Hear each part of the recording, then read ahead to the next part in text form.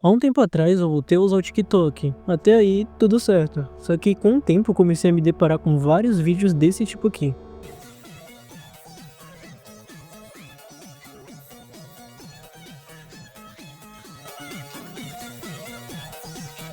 E aí você pode pensar, Elder, mas o que tem de errado com esse vídeo? A resposta é nada. O problema começa quando você abre os comentários.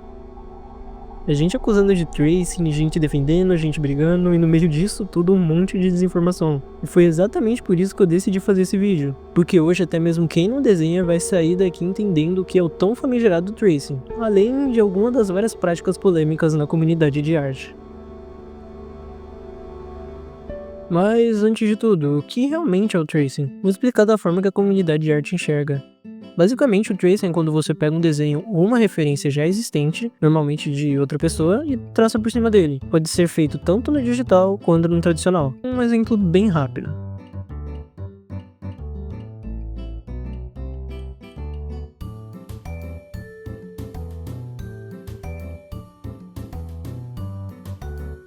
Isso aqui é tracing, simples assim, sem mais nem menos. Mas agora, por que isso é tão polêmico? Algum de vocês já devem ter percebido o motivo. Pra que traçar por cima do desenho de outra pessoa em vez de criar o seu próprio? Mas calma, que o buraco é bem mais embaixo.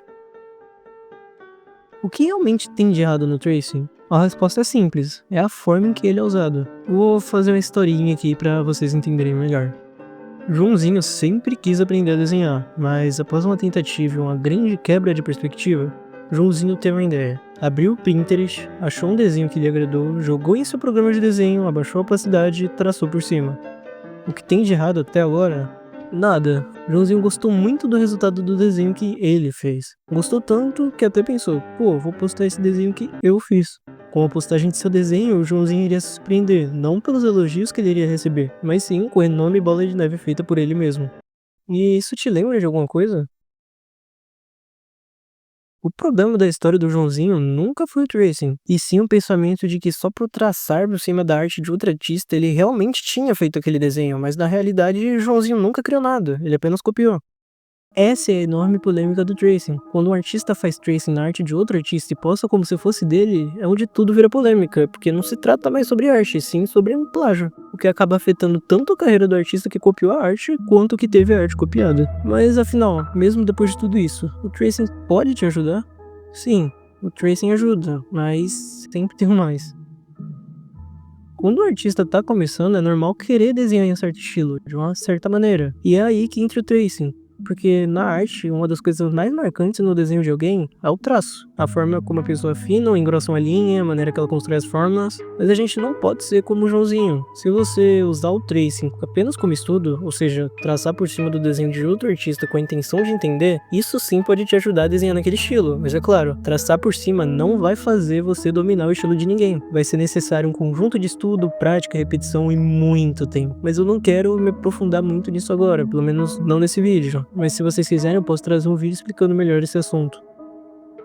Por mais que muitos neguem, eu vou falar um fato agora. O uso das famosas bases também é tracing. Antes de me explicar, vocês precisam entender do que se tratam essas tais bases. Em alguns programas de desenho, como o Clip Studio Painting ou o Ibis Paint X, existe o recurso de bases. As bases nada mais são que desenhos prontos onde você usa de apoio, seja traçando por cima ou utilizando como referência no processo do desenho, coisa que, convenhamos, muita gente não faz. Bom, como eu disse, você pode traçar por cima. Logo, é sim, considerado um tracing. Você tá pegando a base que seu software de desenho disponibiliza, algo que não foi você que fez, e traçando por cima. Então, sim, é tracing. Mas, e aí, o uso da base é errado?